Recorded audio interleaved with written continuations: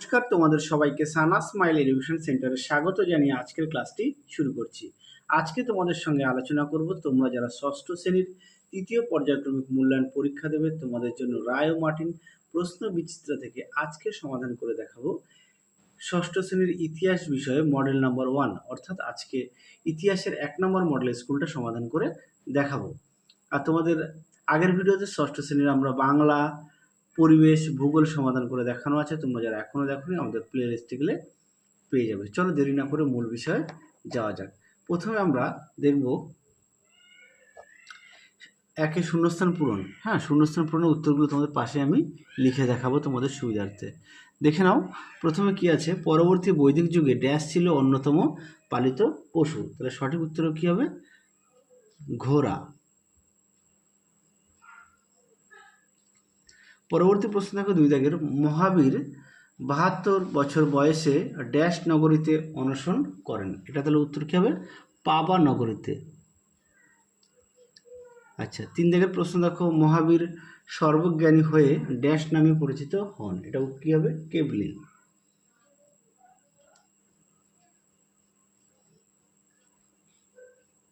পরবর্তী প্রশ্ন দেখো 4 দাগের, অশোকের আমলে মৌর্যদের রাজধানী ছিল। এটা উত্তর হবে পাটালিপুত্র।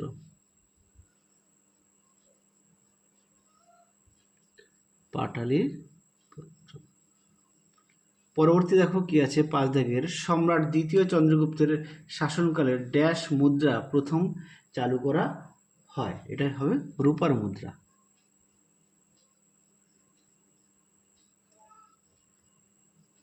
রূপার মুদ্রা প্রথম চালু করা হয়। 6 দাগ দেখো, গুপ্ত বংশের রাজা রামগুপ্ত ও চন্দ্রগুপ্তের সঙ্গে শক রাজার যুদ্ধকে নিয়ে লেখা হয়েছিল ড্যাশ নাটক। এটা উত্তর হবে দেবী চন্দ্রগুপ্তম। উত্তরটা কি হবে? দেবী চন্দ্রগুপ্তম।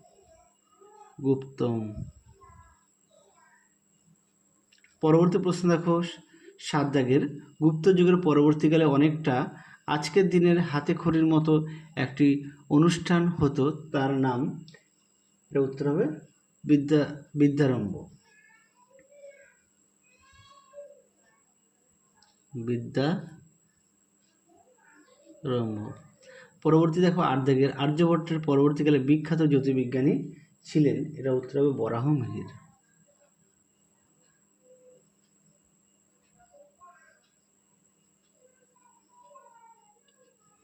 পরবর্তী দেখো 9 দাগের, গুপ্ত যুগের চিত্রশিল্পের সব থেকে বিখ্যাত উদাহরণ মধ্যে ভারতে ড্যাশ ছবিগুলি। এটা উত্তর হবে অজন্তা গুহার ছবি।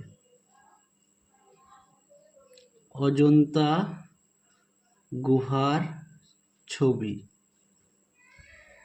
পরবর্তী দেখো, প্রাচীন ভারতীয় উপমহাদেশের একটি পরিচিত বন্দর নগর ছিল। এটা উত্তর হবে তাম্রলিপ্ত বন্দর।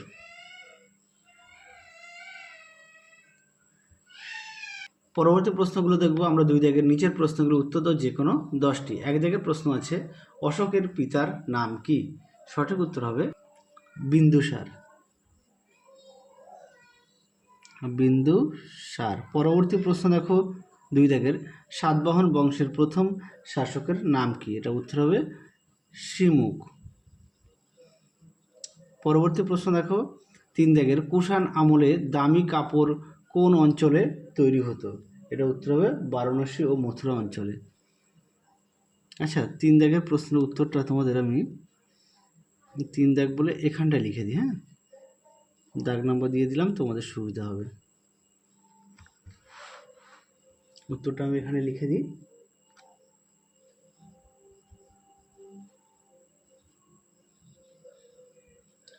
বারাণসী ও মথুরা অঞ্চলে।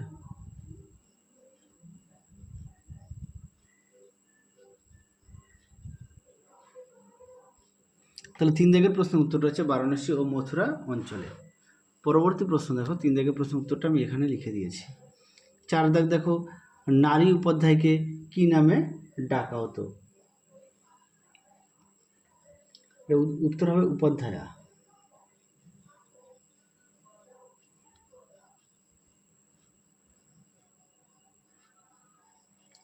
5 দাগ দেখো, তক্ষশিলা মহাবিহারের একজন বিখ্যাত ছাত্রের নাম লেখো। এটা উত্তর লিখবে তোমরা জীবক।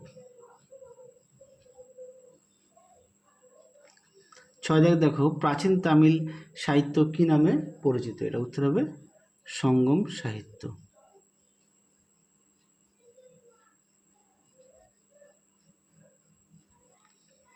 পরবর্তী প্রশ্ন দেখো, 6 দাগের কি আছে, কোন যুগে সংস্কৃত ভাষায় গদ্য লেখার প্রচলন ছিল? এটা উত্তর লিখবে গুপ্ত যুগে। গুপ্ত যুগে। পরবর্তী দেখো 8 দাগ, চরক সংহিতায় কটি ঔষধ গাছের কথা পাওয়া যায়? এটা 700টি। পরবর্তী দেখো, সংস্কৃতে নাটকের পর্দাকে কি বলে? এটা উত্তর হবে যবনিকা।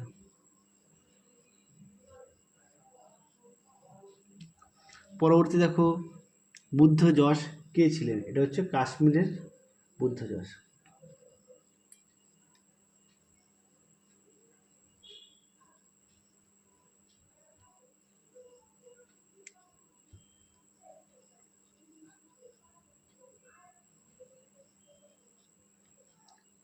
এগারো দাগ দেখো, ইন্দুস কোন সাম্রাজ্যের একটি সেক্টর? এটা হচ্ছে পারসিক।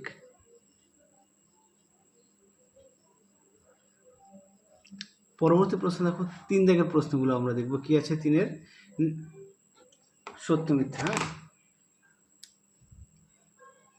দেখে নাও তোমরা, প্রশ্নগুলো একটু দেখে নাও, আমি শুধু উত্তরগুলো বলে দিচ্ছি। হ্যাঁ, 1 দাগের প্রশ্ন উত্তরটা হবে ঠিক। 2 দাগের প্রশ্ন উত্তরটা হবে ঠিক। 3 দাগের প্রশ্ন উত্তরটা হবে ভুল। 4 দাগ প্রশ্ন উত্তরটা হবে ঠিক, ভীমবেটকা। আচ্ছা, 5 দাগটা হবে ভুল। তারপরে দেখো 6 দাগ হচ্ছে ঠিক হবে। তারপরে দেখো 7 দাগটা হবে ঠিক। তারপরে দেখো 8 দাগটা হবে ভুল। তারপরে হবে গুপ্ত সম্রাট সমুদ্রগুপ্ত আমলে ফার্সিয়ান এদেশে আসেন, এটা হবে ভুল হবে। আচ্ছা, 10 দাগের প্রশ্ন মানে এটা ঠিক হবে। তারপরে দেখো জাতিভেদ প্রথা কঠোরভাবে, এটাও ঠিক হবে। চলো পরবর্তী প্রশ্নগুলো আমরা দেখব কি আছে। 4 দাগ, নিচের প্রশ্নগুলি উত্তর দাও যে কোনো 6টি। 1 দাগের প্রশ্ন আছে, গৌতম বুদ্ধের কবে কোথায় জন্ম হয়? উত্তরটা লিখবে 566 অব্দে নেপালের তরাই অঞ্চলের কপিলাবস্তুর শাক্য বংশে জন্মগ্রহণ করেন। 2 দাগে দেখো, আমি উত্তরটা লিখে দিয়েছি। সম্রাট অশোক ভারতীয় উপমহাদেশের বাইরে বৌদ্ধ ধর্ম প্রচারের জন্য কোথায় কোথায় দূত পাঠিয়েছিলেন? উত্তরটা লিখবে মধ্য এশিয়া, ইউরোপ ও আফ্রিকা। 3 দাগ দেখো, কুষাণরা ভারতীয় উপমহাদেশে কি কি পোশাক চালু করেছিল?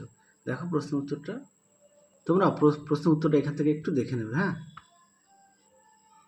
পরবর্তী প্রশ্ন দেখো 4 দাগের কি আছে, মহাজন পদগুলির আমলে কোন ধান ছিল সেরা? এটা উত্তর হবে শালি। পরবর্তী দেখো, দ্বিতীয় নগরায়ন কাকে বলে? উত্তরটা দেখে নাও, দ্বিতীয় নগরায়ন কাকে বলে? উত্তরটা দেখো, দেখে নাও দ্বিতীয় নগরায়ন বলতে কি বোঝো?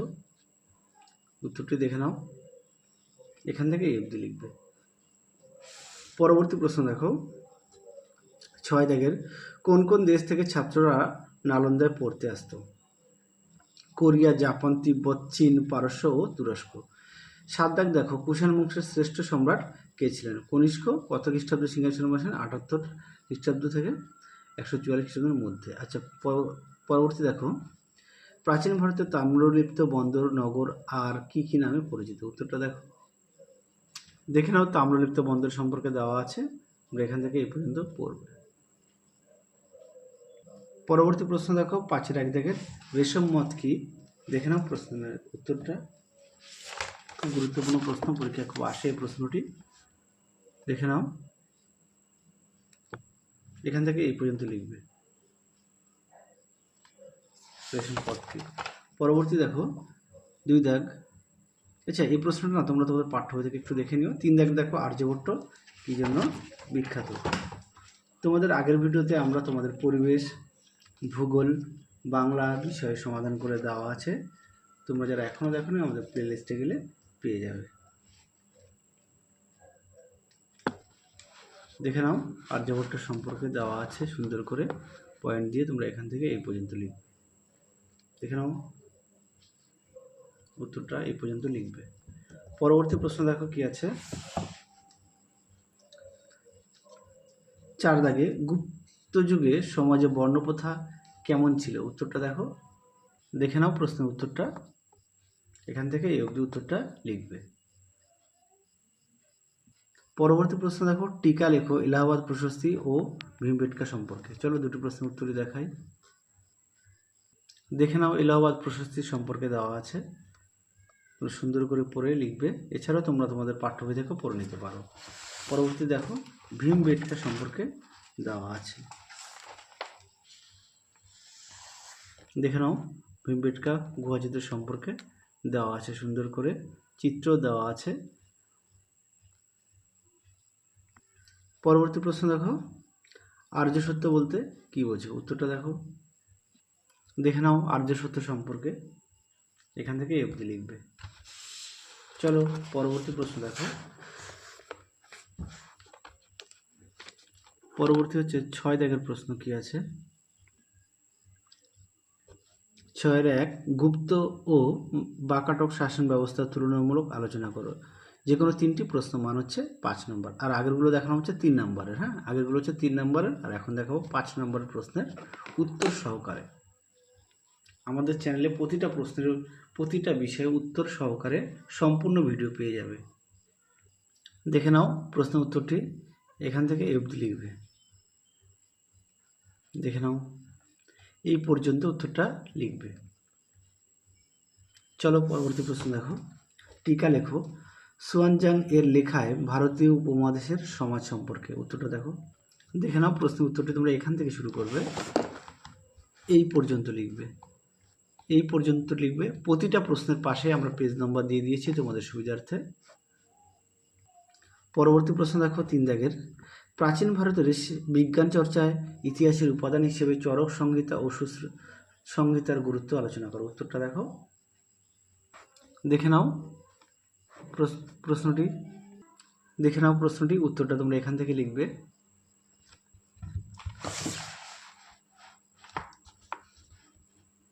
দেখে নাও, এই অবধি উত্তরটা লিখবে। এই পর্যন্ত উত্তরটা লিখবে। চলো পরবর্তী প্রশ্ন দেখো। পরবর্তী দেখো 4 দাগের, ভারতীয় উপমহাদেশে ও পারস্পরিক যোগাযোগের বিষয়টি আলোচনা করো। উত্তরটা দেখো। দেখে নাও প্রশ্নের উত্তরটি, তোমরা এখান থেকে এই অবধি লিখবে। তাহলে তোমাদের এই ভিডিওতে আমরা ষষ্ঠ শ্রেণীর ইতিহাস বিষয়ে 1 নম্বর মডেল সেটের সমস্ত প্রশ্নের উত্তরের সমাধান করে দেখিয়ে দিয়েছি। তাহলে চলো আজকের মতো এখানে সমাপ্ত করছি। আবার দেখা হবে খুব শীঘ্রই তোমাদের পরবর্তী কোনো একটি ভিডিওতে। তোমরা সবাই সুস্থ থেকো, ভালো থেকো। আজকের মতো টাটা।